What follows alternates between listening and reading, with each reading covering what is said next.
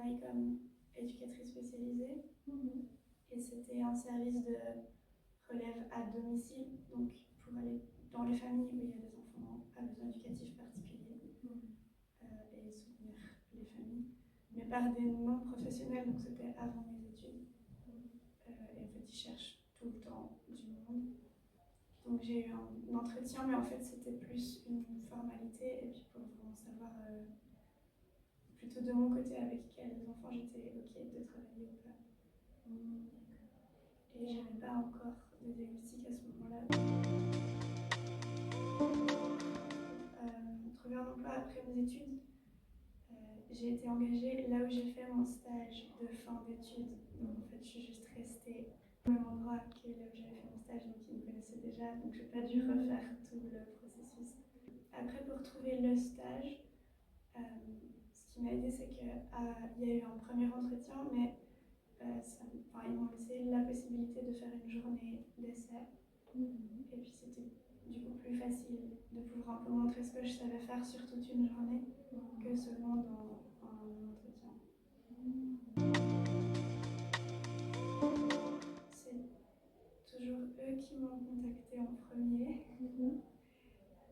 parce que je travaille comme père aidante en autisme. Et puis j'interviens dans des formations ou bien comme consultante dans des comités de recherche.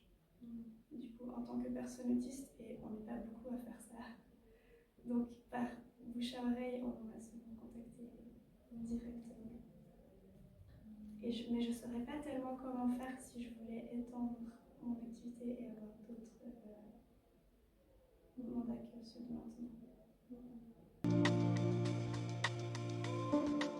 Ce qui me plaît, c'est que maintenant, je peux travailler vraiment en tant que personne autiste et du coup, avec toutes mes particularités qui deviennent même un peu mon outil de travail en père aidance. Alors que quand j'étais éducatrice spécialisée, j'avais plutôt l'impression qu'il fallait que je montre que je pouvais faire comme tout le monde malgré mes spécificités. Et c'était pas très agréable. À l'entretien pour travailler en tant qu'éducatrice spécialisée, ils m'ont demandé de ne pas parler de mon autisme aux familles. Et alors que là, ça fait partie un peu du contrat. Je suis engagée en tant que personne autiste et c'est beaucoup plus agréable de ne pas être obligée de cacher qui je suis. Surtout que ça marche plus très bien parce que maintenant, en googlant mon nom, on me trouve directement. Donc, je ne peux pas le cacher tellement en fait. Il y a de soutien pour toute la partie administrative à faire toute seule et c'est pas très clair de comment on doit s'y prendre. Déjà pour s'inscrire, s'affilier en tant qu'indépendant et après déclarer ce qu'on gagne et créer des factures et tout ça. Et il faut un peu se lancer et puis voir.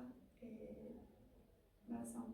J'ai peur des fois de faire faux et de me faire rattraper par les impôts, je sais pas. Et en fait, c'est plus toute la partie d'organisation autour qui est compliquée.